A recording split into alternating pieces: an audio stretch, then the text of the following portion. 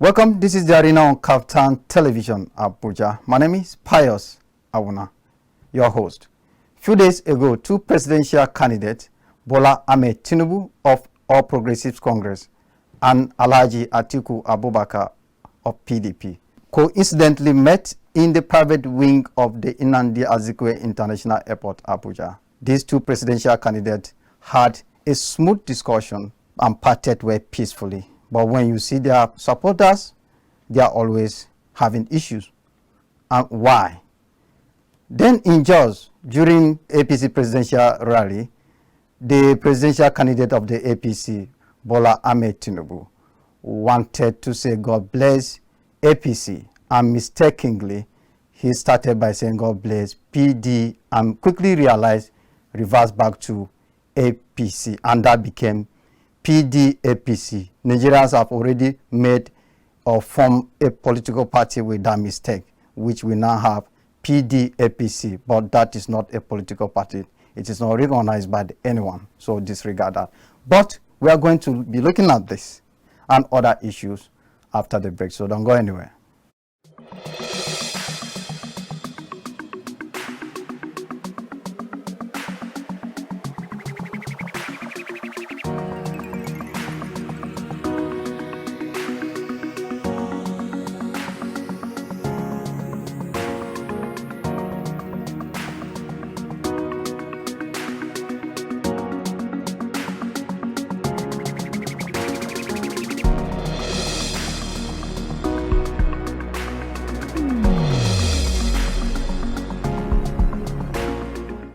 Welcome back. Don't forget, this is the arena on KAFTAN Television, Abuja.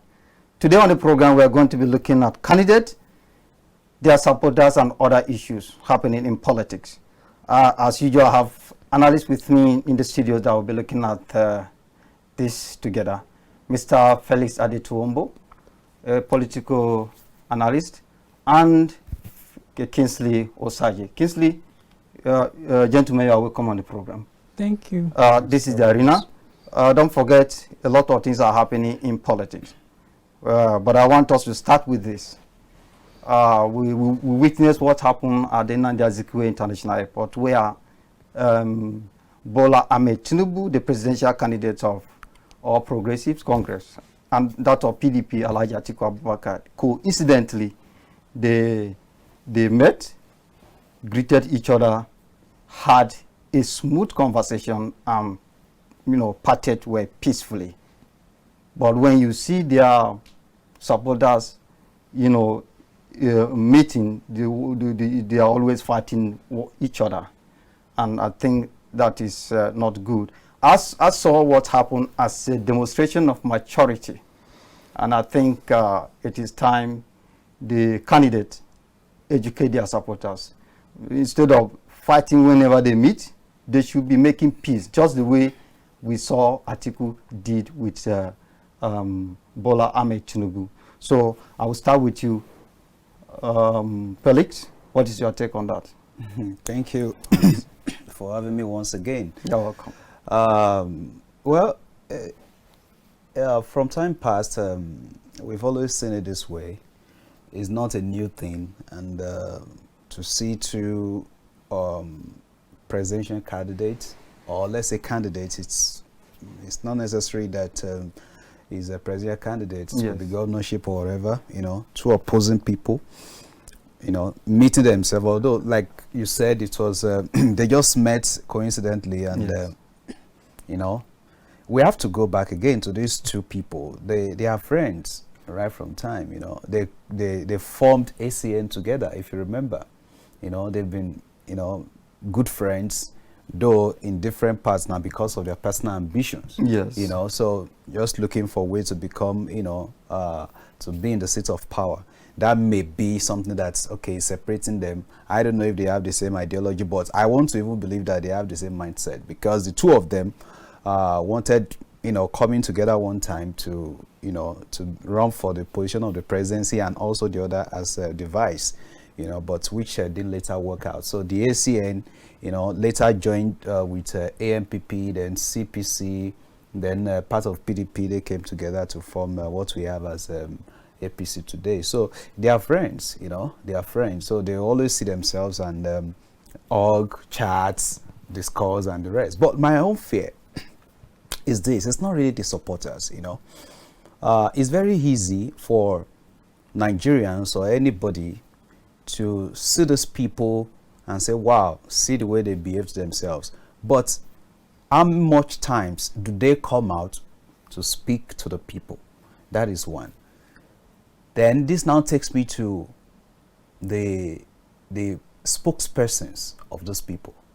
Because these spokespersons, they are the ones that engage the people almost all the time. Almost on a daily basis, you see them either on Twitter, on Facebook, on, you know, on live programming, and so on and so forth. You know, they are the ones engaging these people. But if we assess these spokespersons across the party lines, what are they dishing out? Personally, I discovered that most of them have been dishing out hatred. Yes. And it's not really about those people now who are really contesting, but about the people speaking on their behalf. Now, look at Tinubu. They've said Tinubu is not going to speak. He's not going to engage in any debate and the rest, so there is not a must. Okay, we agree to that. But what about the people speaking on their behalf? What are they dishing out? People like Femi Fani-Kayode, has he really been, you know, putting out what will not arouse something from the other people? As someone like Dino Melaye, has he not been bringing out something that will arouse something from other people? And so on and so forth, if we keep mentioning. So I feel that what parties need to do is to make sure that they put their spokespersons in check. In fact, there are some things I can't mention here with unprintable names they call themselves. Yes. So if you are calling someone from this party unprintable names, what do you expect the supporters of those people to do? The other day, Femi Fani-Kayode came up with the pictures of Dino Melaye and Atiku Abubakar saying that they are bleachers, that they are using bleaching cream and all those stuff. You put this on a live stuff.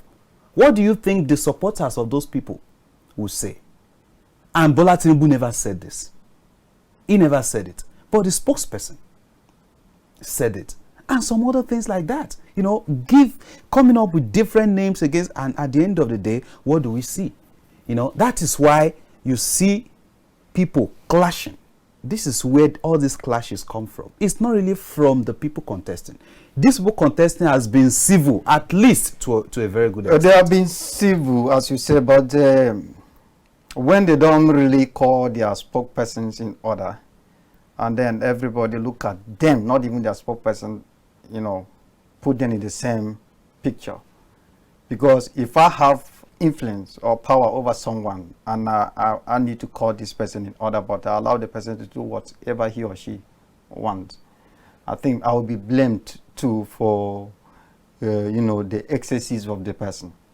And I love it when you say the spokesperson should be put in check. Yes, this should be put in check, because we have also seen some spokespersons that have been dealing with issues. In fact, there is a particular one of the spokespersons of the APC Presidential Campaign Council. I think something Ali, I've forgotten the name. This man is so civil. I'm telling you, I've listened to him severally. I was like, wow, this is how to be a spokesperson. Ajuri has been civil. I'm telling you, I've been following Ajuri, and the way he talks straight to the matter. He talks straight to the issue. I've not heard him, or I've not seen him putting out, you know, unprintable things, you know, against any other person. Saying things that are more of abuse. Yes, so this guy has been, you know, going by what I feel a good spokesperson should be. A spokesperson should sell the candidate, not to attack. But what I see now is that what happened in our climb is that all those people, they look for those who have the capacity to attack people. Yes. So, and this thing is not good for our democracy. We'll come back to you for more. Right. Mr. Kingsley, you are listening to the conversation. Yeah. Well, I really love what I saw, because if you happen to watch the video, you agree with me that there was maturity in that. This is people that ordinarily the public will think, they are meeting, there may be something you know, negative about it. They met coincidentally, they greeted each other, they had a smooth conversation. They laughed and they parted way peacefully. But you see their supporters, if they meet like that, what you hear at the end of the day, there was a clash, somebody is being injured, this and that. I think it is the right time. The candidate speak to their supporters so that we'll not be having this kind of issues. They are fighting for different, political position does not mean they are enemies. We are all doing this so that we can, at the end of the day, we have leaders that can rule the country. What is your take on that? Now, if you ask me, Nigerians have been built with this mentality that politics is a game of do or die. So for me, it's not a new thing to see two contestants dining together or being in peaceful communication. So it's only fair that two people that are contesting for a position have amiable relationship or communication or conversation. So, and I also want to put it out that that mindset of, clashing, altercation and all of that should be they should be changed, because it's not a do or die. So it's not it's also obtainable in other climes. When you are contesting, the other person doesn't have to be an enemy to you. So the way I see it is something normal. It's not new. So the supporters and the fans should be taught on to change the mindset that because it's politics, it should be fighting and violence and crisis. They should be taught to change that pattern of thinking to a positive one, so that even when they meet with other opponents, they can have a peaceful gathering without fighting, without killing and all of that. That's the way I see it. They should be given more awareness that politics is not a game of do or die. You see your opponents, you can greet, you can play together. That's just my own opinion. Before I look at the next issue, you can agree with me that majority of Nigerians are not educated. So when issues are coming up and there is a kind of miscommunication, people need to be sensitized. Recently at the APC presidential rally in Jos, the presidential candidate Bola Ahmed Tinubu, he wanted to say God bless APC, but mistakenly he started by saying God bless PD, and he quickly realized that he was about to call PDP. Then he reversed back to APC. Then that became PDAPC. The Nigerians, some people have already formed a political party with that mistake. We now have this thing trending on social media, PDAPC. That is not a political party. It is not even recognized. I think Nigerians are just using that to catch fun. So it is the next thing we are going to look at. But I call it mistake. Others may say, what kind of mistake is that? Because if you watch the same video, there is a place where the same person addressed the governor of the state, who is Simon Lalong. He addressed him as Solomon Lalong. These mistakes, some are now attributing these mistakes as, his ill health. As we all know that he's not fit. Some people, he has undergone surgery, and people are now looking at this, that is what is responsible for all these things. And then you watch some video, you see whenever he's raising his hand, somebody have to support the hand so that the hand cannot come down. Many Nigerians are saying we cannot vote this person. Some Nigerians are saying so because they look at the thing that is not head-wise, is not fit. Of course, I call it mistake. Some may give it a different reason for that. I still have analysts with me in the studio. I would like to hear their opinion on that. Mr. Kingsley, let me start with you. Okay. Did you see that as just a mistake, or it has to do with his health condition, or actually, something else? I watched that on Instagram. So when I watched that, I was like, this is something else. Now, if you ask me, that is not a mistake. It only shows a sign of incompetency, one, and it also shows that his age is telling on him. Probably he has dementia, so he's able to have good memory. So that's not a mistake. It's only showing sign of incompetence, and that's is disgraceful. If you ask me, So you can't call it a mistake. You made a mistake by calling the governor another name. You made a mistake by calling a party a different name. It's not. It's showing incompetency and ill health and old age telling on him. That is just the facts. That's it. Mr. Felix, your take. Well, but you have to let Nigerians know that we are here to have PD and APC as a new political party. We should disregard that. Yeah, I don't really know what to say about that, because when I saw it too, I was like, well, is where, because when the whole thing, with my mind went straight to what happened in Kaduna.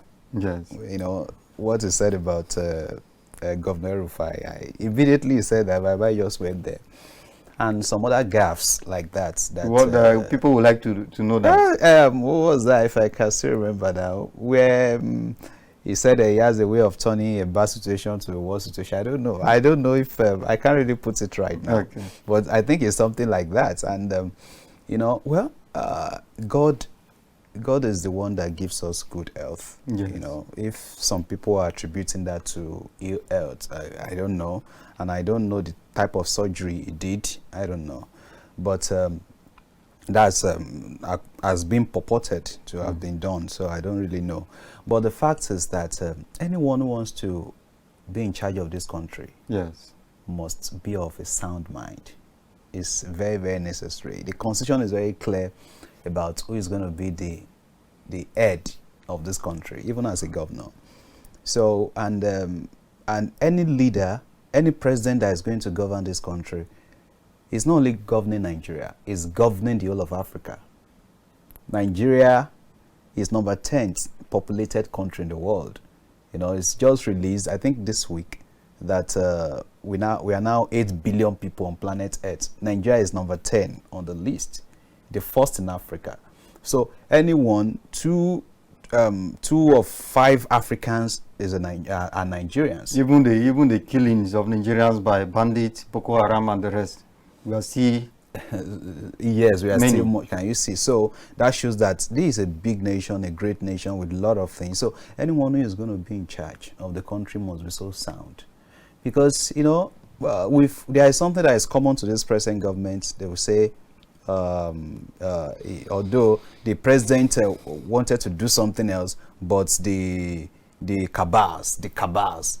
What do we mean by cabals? Is he not the one in charge? So definitely somebody must be in charge of the country to make the country progress. So if we have someone now who is coming up with a lot of gaffes, the other day he said he's going to recruit over 50 million youths into, later they said he meant 50,000. You understand? How many do you want to count? There are plenty like that. And probably that's the reason why his people have been shielding him away from, you know, questioning and all those stuff. You understand? From live coverage just to question it. Probably, I don't know, but maybe because with all these things, if you put them together, we may just conclude that probably this is the reason why they are shielding him. But we have to, no matter what we are doing, if you know that you are not that strong to handle the country, there is no need you putting yourself forward. You will have come up with somebody who is better, that can handle the country well. And that's what we are saying. It's not about you having the ability to choose people to work for you, but about you to have the ability to be able to coordinate, you know, where you are heading. And that is very important. And you even supervise. Supervision is very important. Yes, you can't just say, I know how to pick the right people. These right people, you cannot know them 100%, because they will get there now and they will change. Still, you will still be having your faith in them that they are doing well. At the end of the day, they'll mess you up. So, but you yourself, you have to be on your toes. You don't know everything, but you have to be on your toes, and you make sure that everything goes on well. But someone who is coming up with all these kind of gaffes, definitely anything can just be put to him. He will just say, okay, maybe. So I think I don't know. I don't want to really comment too much about health. I don't know anything about his health, because most things are secretive about him that we have seen. And in developed countries, they don't hide anything.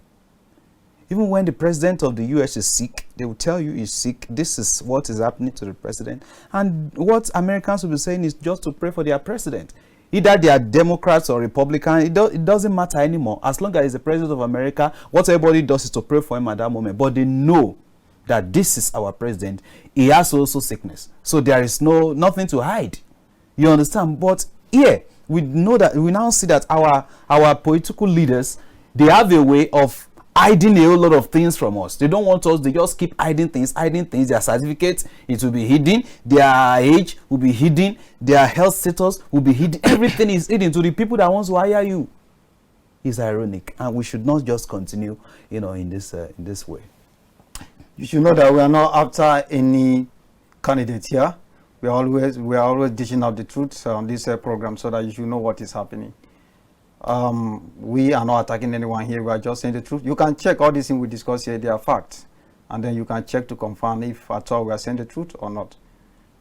Now I want us to look at the issue of I love this man, the way he speaks. Archbishop Matthew Kuka of Sokoto Diocese. Recently he came out to say that all these politicians contesting, they are just fighting for a national check, and he urged people, their supporters, not to kill themselves for them because they are all the same. They are like base of the same feather. Well, you remember when we are talking about the issue of two presidential candidates that met and had peaceful discussion, we mentioned that their supporters, they clash whenever they meet. And then we have Matthew Kuka here saying the similar thing, that their supporters shouldn't kill themselves for them because these guys are based of the same feather. Your take on that? It's good advice from Father Kuka, and I think it's what everybody knows already. I don't just know the logic that is in it, that someone will come to me to fight for him, probably give me 50,000, give me 5,000, but your own children are kept abroad. Yes. I don't just know the logic, from my own part. That's how I will now present myself. When at the end of the day, after using me, you won't remember me anymore. I remember one time in a particular state, I don't want to mention, in a particular state, after the governor used some area boys for election and the rest, when he became the governor, the next thing he did was, I doesn't want to see them again on the streets. It was really, really tough then that police were after those guys he used. So but my problem now is that some of the youths like us, what they do now is that, not even now, it has always been, they just think of who comes first, or the highest bidder, who can give them more money. So that person that can give them more money, they are ready to sacrifice anything. That is not the youth that build a nation. The youth that build a nation always think of the heart of the nation. They always stand for what is right. Something happened, and I'm not promoting violence here.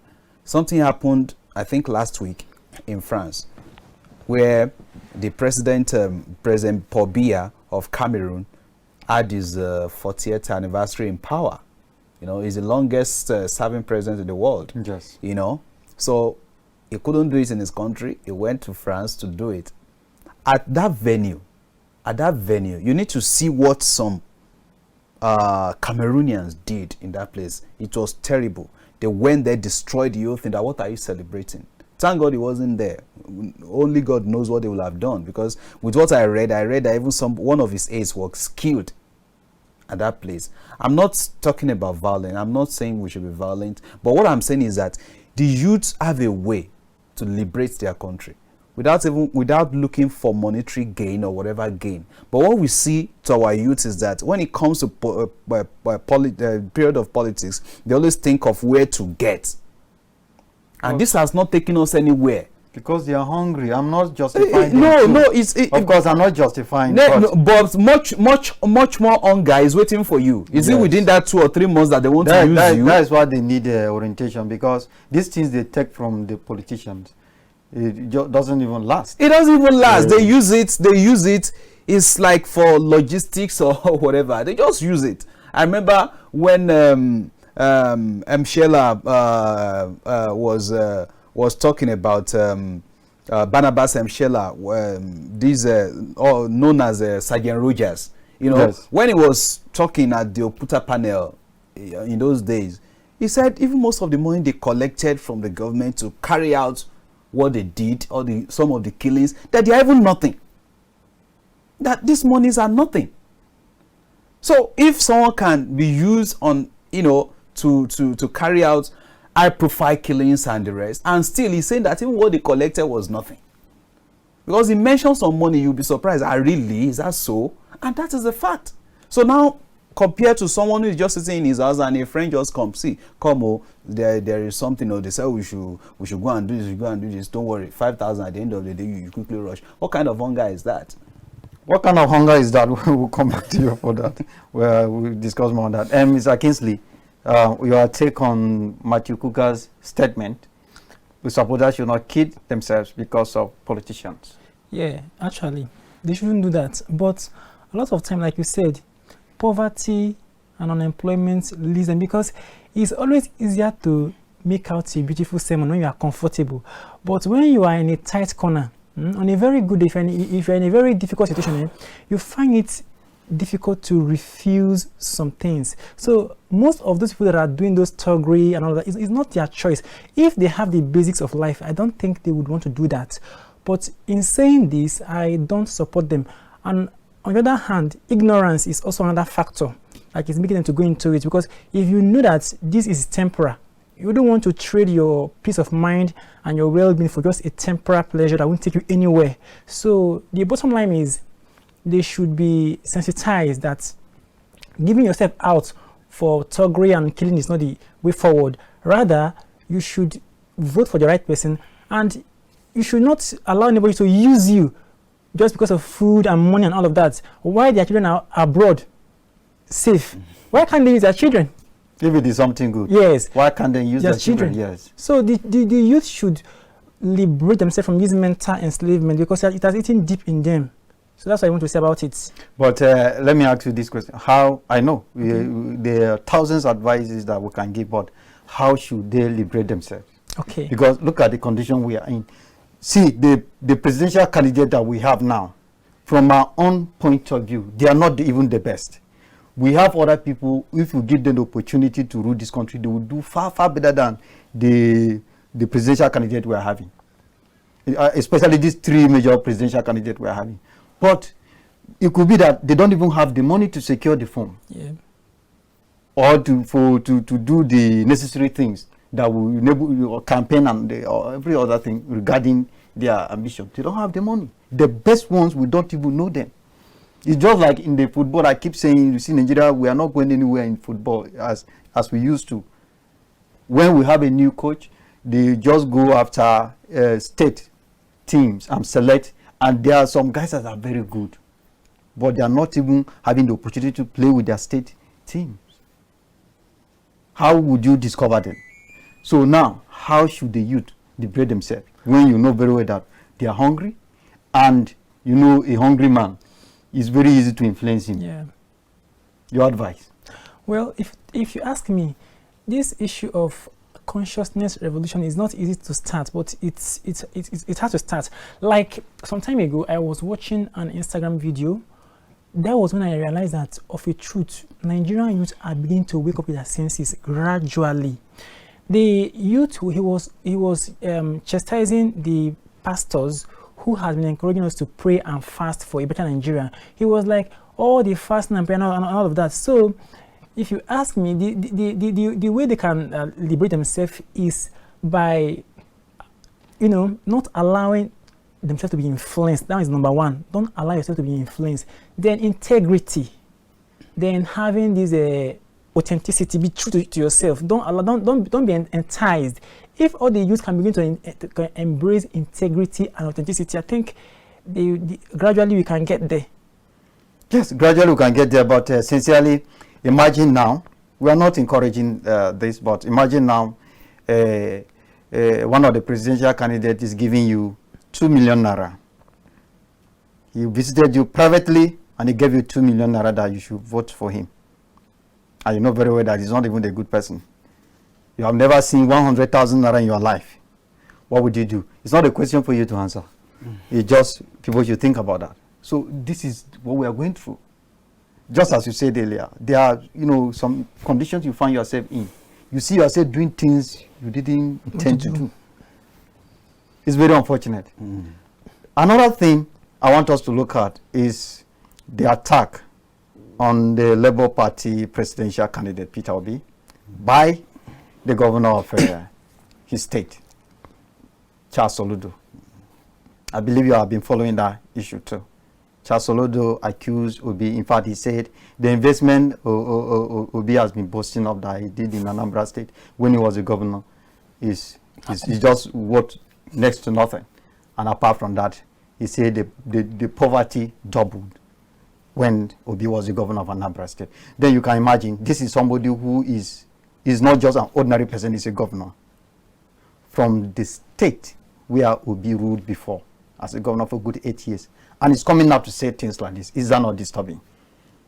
Well, personally, it's not disturbing. Okay. It's not disturbing. He's just succeeding to give himself more problem. That's what he has succeeded to do, because one, nobody expected such from him, and he didn't take over from Obi. He took over from someone else. That's Obiano. Yes. Who ruled for 8 years after Obi, right? So your successor, your immediate successor, has a lot to do in your own progress. Because I remember when he came to power, he said he only saw 300 million naira in the account. There are a lot of debts on ground. He said it himself. Yes. That is even confused how he's going to just take up. But probably now he has gone to borrow to see how to. You can see the rate at which he's putting up taxes on the people of Anambra. Yes. So, but when Obiano came to power, when he took over, he saw over 80 billion in the account with other investments in other places. You get. And at the end of the day, a governor even came out. I think Taraba State governor who came out and said he told Obiano that this airport I just built, this is beautiful. How did you get the money? He said, the airport you have just built is beautiful. How did you get the money? We'll come back. We'll come back for that, because we would like to go on a break now and come back to discuss more after the break. So don't go anywhere.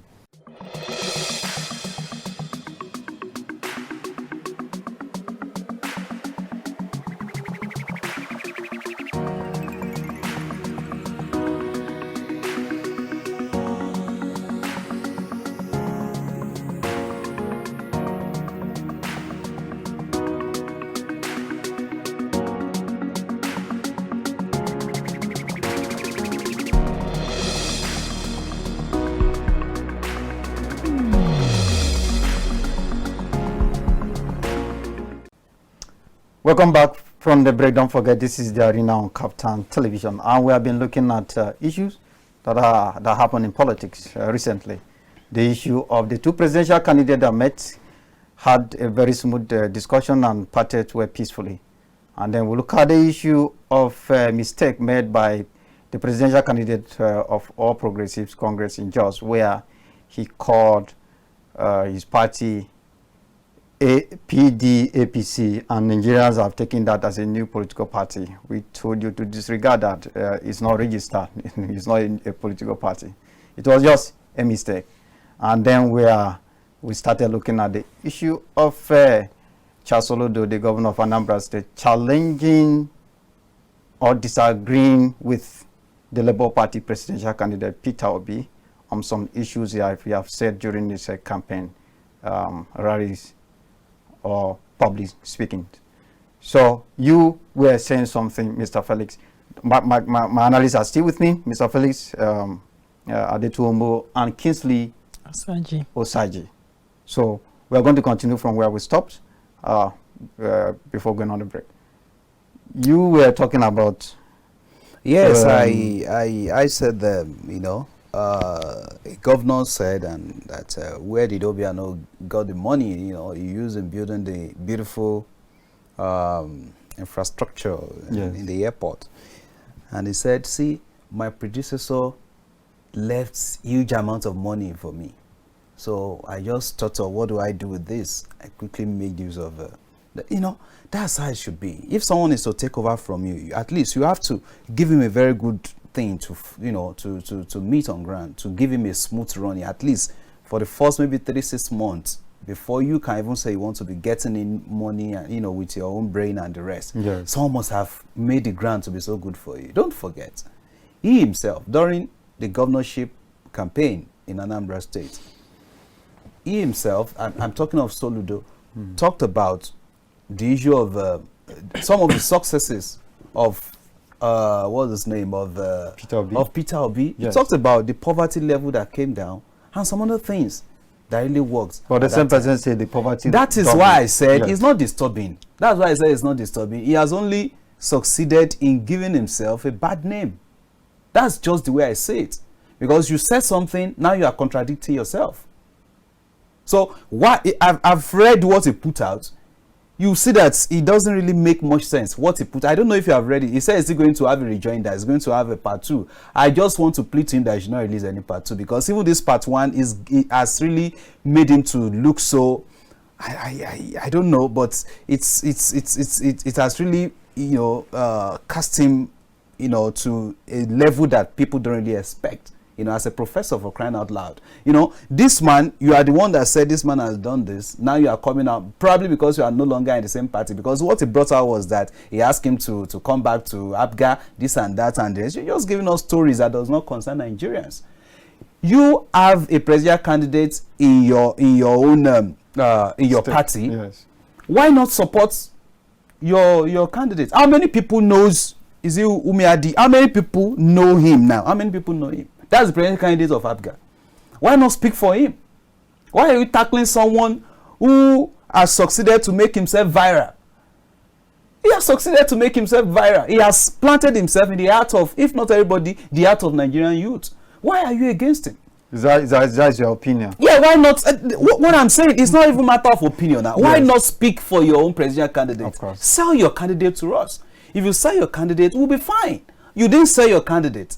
You are attacking somebody else. So to me, what he just put out does not really make any sense. Thank God, even his own son came out and said, of course, I read that. Yeah, his son said, please don't, I'm not speaking for my father.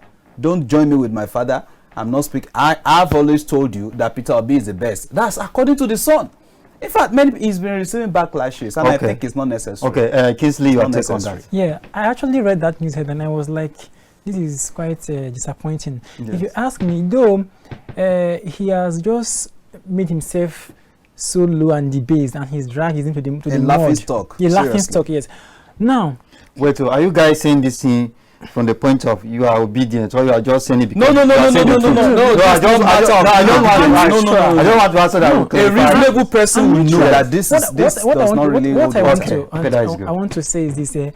Everybody in their right senses knows that P2B is a visionary man, and he's a man that has people at heart. So he coming out with that kind of ridiculous comments really shows that he lacks wisdom. Even Ngozi Okonjo-Iweala was against him too.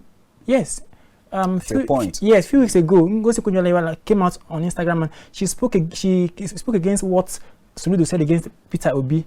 You know, so that kind of comment didn't portray him as a good leader himself too. Now, one thing I want to say is that Soludo, being an Igbo man, was supposed to at least help to promote Peter Obi, because you coming out to speak against your own person, it doesn't tell it. It means you are not, people are not united. It means the East are not united. So well, you have said the truth there, but at the same time, you know what we are trying to project now. Yeah.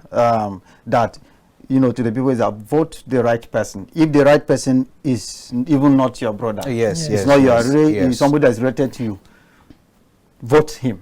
Mm-hmm. So we are not really saying because somebody is your brother, you must vote him, you must promote him, you must project him.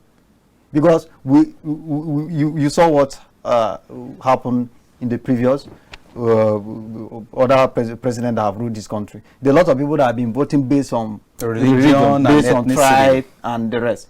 Look at where we are.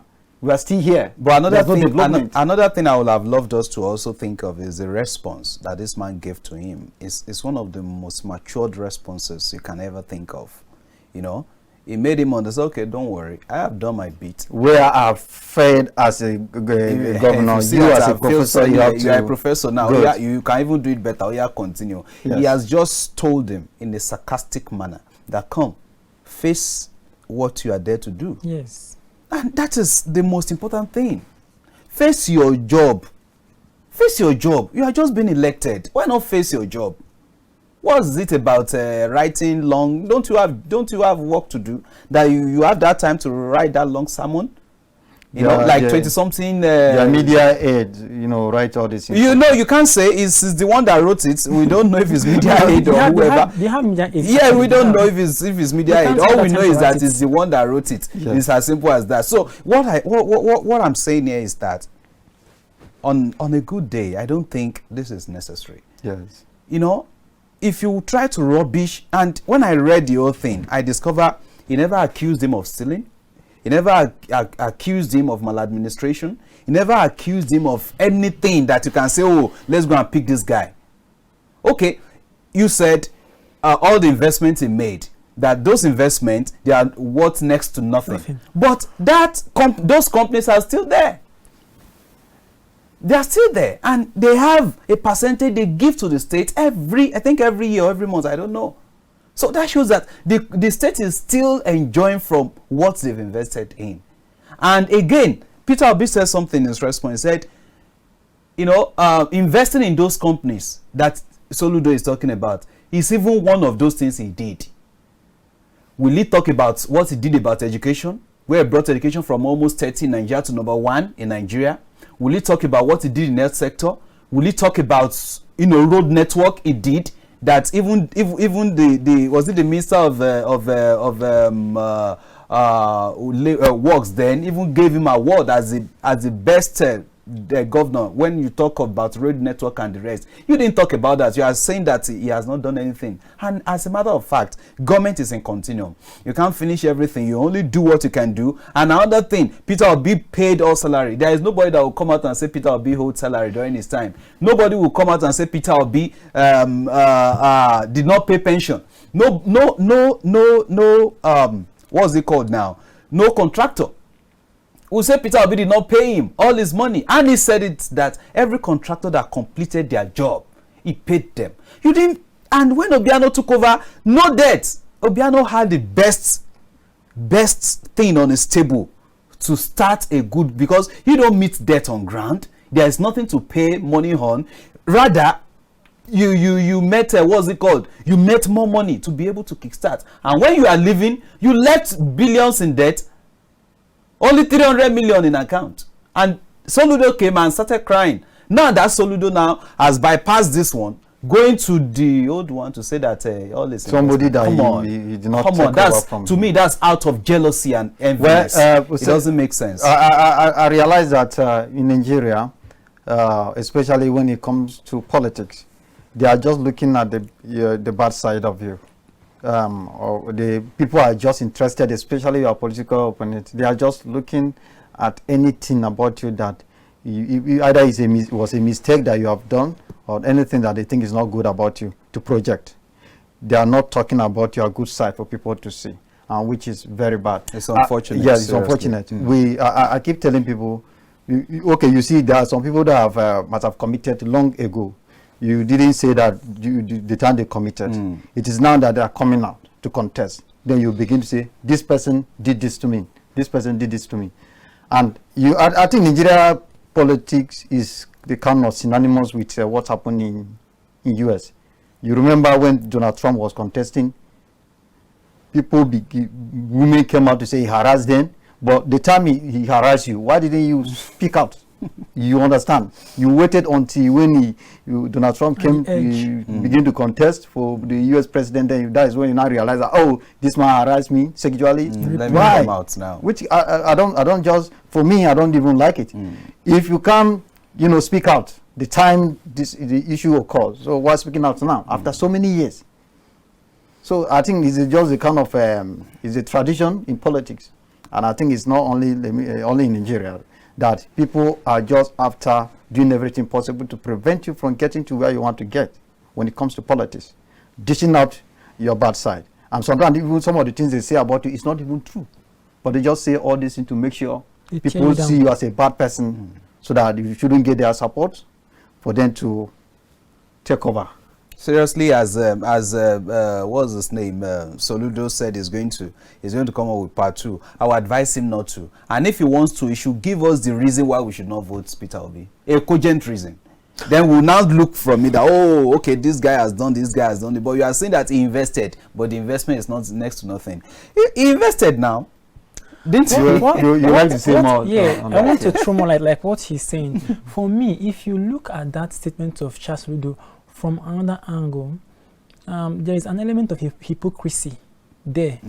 Probably, though it's not made public, but intuitively, he might have some allies from the north who is maybe engineering him to rubbish the name of Peter Obi so that people will not like him. Yeah, because I followed it up in detail, and I heard I read some things about like that. So not only himself, there are other elites in the East that are not speaking well of Peter Obi. These people probably they have what they are gaining from other people, so they don't want to bring out their loyalty to promote somebody who everyone knows has the competency to rule the nation. So if you check it on the other way around, there is element of hypocrisy in these statements. That's your own opinion. Yes, that's it. And he's responsible, no matter what is playing on the ground, as long as he's the one that put it out, it's responsible for everything. That's right. It's responsible.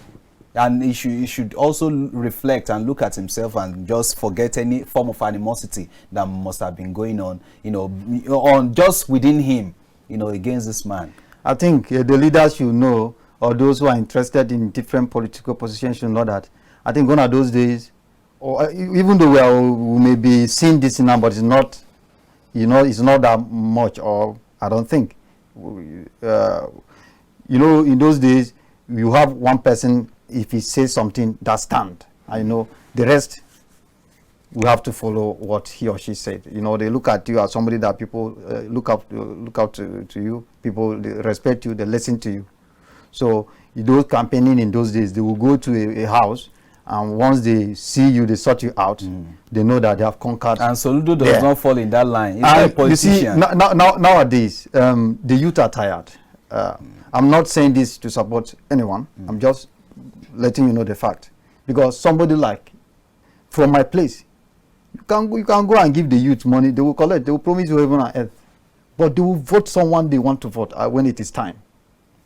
They will vote the person they preferred. Don't think that your money is going to influence them, and they will not even listen to whoever you might have, giving money to help you talk to the youth. Mobilize them.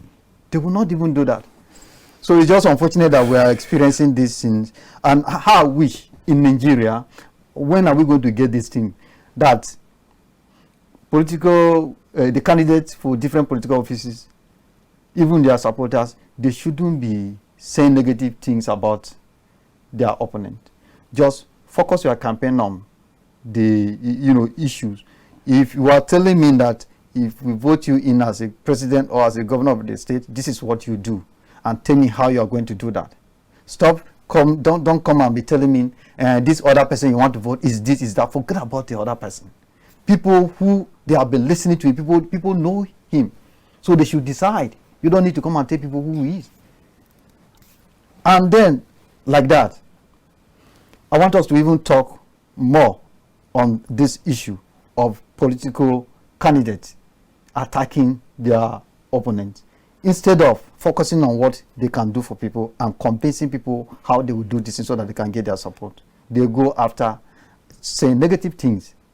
Nobody is perfect. They say there's an adage that say when you're pointing one finger at someone that is a bad person, the rest they are pointing back at you that you are worst. Your take? Yes, we talked about this earlier, and it's high time our leaders started seeing that, our political leaders started seeing that the best thing is let's address the issue. Nigeria has a lot of issues on ground, a whole lot of issues. How many out of school children do we have now? Just take a look at that. Over 20 million, if I'm not mistaken. We have unemployment rates. A whole lot of. Just recently, over 130 million Nigerians out of 200 million are said to be living beyond the poverty line. So these are a lot of things, on our table that we need to deal with. How would you make this thing happen? Over 33%, of the unemployment rate. These things are not good. These are the things we need to start addressing. How do we do it? It's not just to be attacking people, calling people names, and you just want to do that show that they love to hear. I'm go and read Fanika these things he put out on Facebook. He doesn't really portray. I don't know. Instead of these people to be saying this is how it will be done. This is what we are facing. This is our reality. This is what we want to do. How we want to get it done. These are the things Nigerians want to hear, so that we'll be able to. There is no time I discuss this. I'm an Awoist. I believe in Awoism to the core. There is no time in those days that these people are coming out that you will not know them through their ideologies. You will know them through their ideologies. You will know them through what they believe, through what that party stands for. When you see anything, maybe UPN or Action Group then or UPN, you know that education is like priority for them. Yes. You will know education is priority. You just must go to school. It's just something that you must do. You get. You know that maybe the little social security they could also do then. They make sure that they do all these things, and they are so frugal when it comes to the issue of money and when it comes to issue of accountability and the rest. You know them that this is what these people stand for. You understand, and that's how you see it. It will cut across all the states where they win their election, where they won. That's how it cuts across, because that's what they stand for. The same thing. Look at the Republican. We have 4 political parties in the U.S.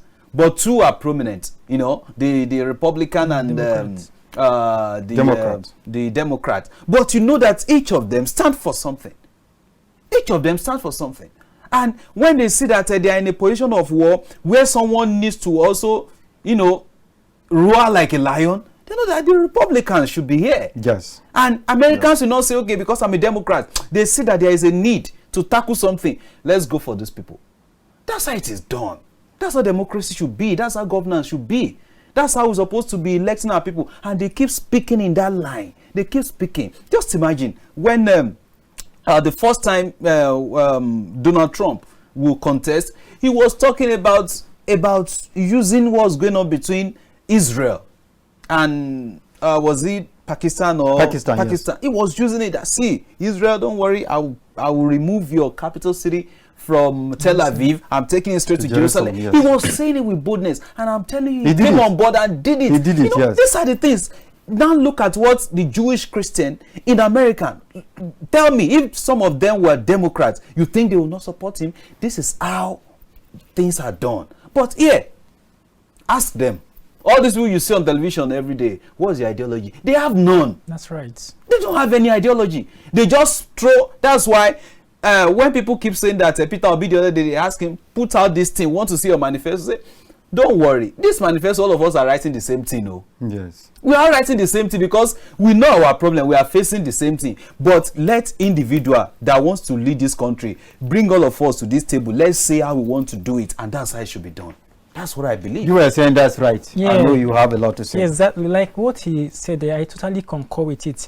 Because if you ask me, in this country, we aren't actually practicing true democracy. Trust me. Because like he asked a question, now these people that call themselves leaders, those who come out, what would they have to offer? Nothing. They just be that I must get there by power. I must get there by through any means. And that's not how it's meant to be. If you're coming out to contest a position, you must have what you want to offer. You must have the people in mind to change their lives and to change the narratives. So unfortunately, in this part of the world, those who call themselves leaders just have lower consciousness. They don't have that positive life orientation of wanting to benefit the masses or wanting to rule with nobility. So they just go there for personal gains. That's why everything they do it without compassion. So it's high time we begin to embrace this positive way of doing things, and this selflessness, we should embrace it, because most of those who come out or those who are the helm of affairs are just selfish. All they care is their pockets, their personal gain. And that's why it's playing out in that negative way too. And that's why it's playing out in that negative way too. Yeah. Well, of course, if at all this they have been promising us, they could be able to do. Honestly, Nigeria would have been a better place. We would have seen our people going to other countries. The other time I was saying that if we are all running to other countries that we think they are better than Nigeria, and for whatever reason, so who should come and put this country in order for us? Who are we expecting to come and put this country in order so that we not come back? You run because things are not good. You don't want to stay and to contribute in resolving issues to put things in order. So you prefer to go. If everybody is going out, who should not stay to fix this country so that it will be a better place?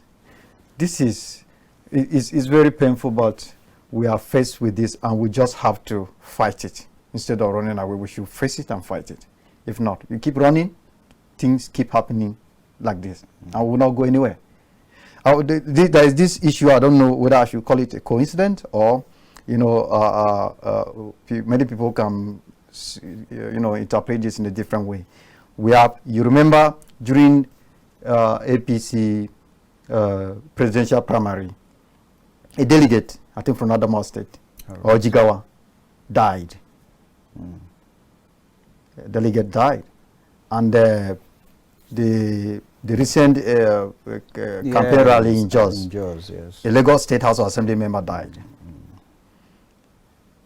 And I think I read of a story where APC candidate for Federal House of Rep involved in a road accident, he died too.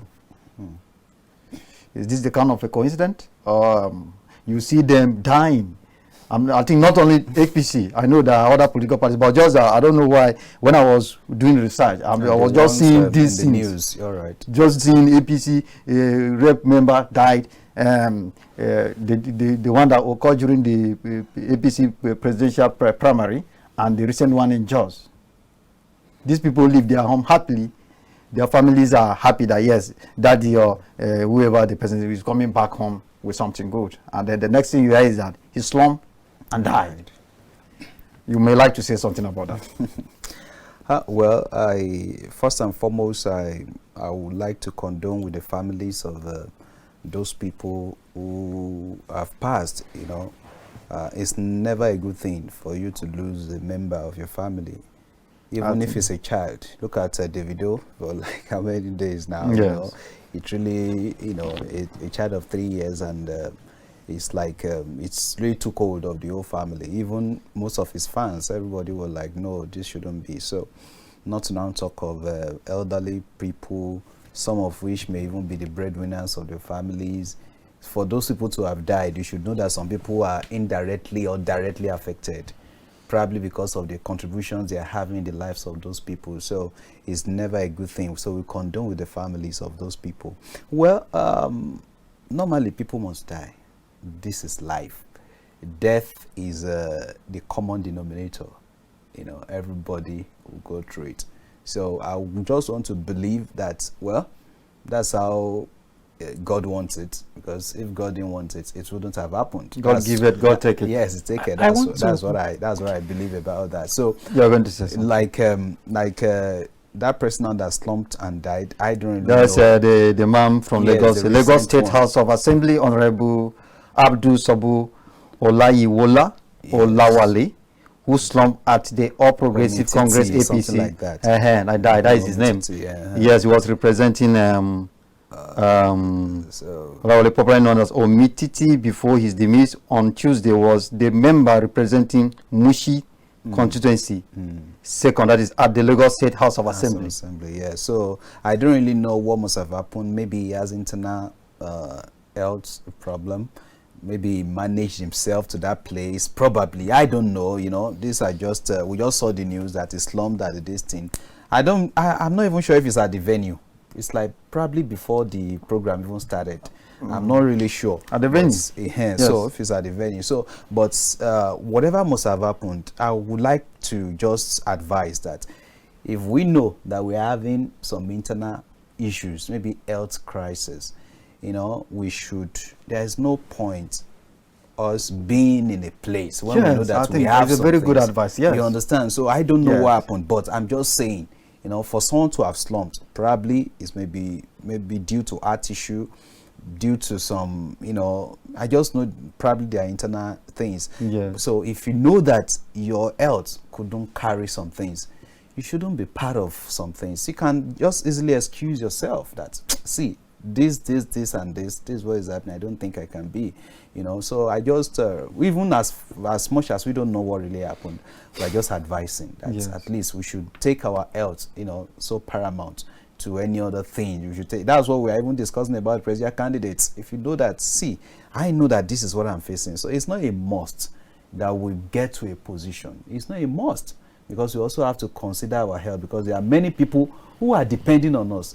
If anything should happen to us now, those people are affected. There are many people who are depending on us, so we have to be very careful. You must not attend an event that is going to be crowded, knowing that your health condition is not good enough. Kingsley, you wanted to say something? Yeah, he has actually talked about a lot of things I want to say, but I just want to say a few things.